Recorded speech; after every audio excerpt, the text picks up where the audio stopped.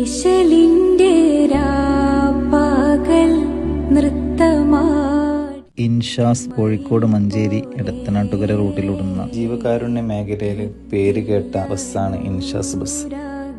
Bus സ്റ്റാൻഡുകളിലെ ഒരു ബസ്സിന്റെ മുന്നിലും കാണാത്ത ഒരു പോസ്റ്ററാണ് നോമ്പ് തുറ സൗകര്യം ലഭ്യമാണെന്ന പോസ്റ്റർ. ഫിറോസ് അലിഖാന്റെ ഉടമസ്ഥതയിലുള്ള ഈ ബസ് വർഷങ്ങളോളമായി നോമ്പ് കാലത്ത് യാത്രക്കാർക്ക്, നോമ്പുള്ളവർക്കും നോമ്പില്ലാത്തവർക്കും നോമ്പ് തുറക്കാനുള്ള സൗകര്യം ചെയ്തു കൊടുക്കുന്നത്. ബസ്സിലെ ജീവനക്കാരായ അനസും ബാബുവും തന്നെയാണ് വെള്ളവും അതുപോലെ തന്നെ മറ്റു വിഭവങ്ങളെല്ലാം യാത്രക്കാർക്ക് നൽകുന്നത്. ആശിച്ച പോലില്ല യൂസഫിലും പ്രേമ.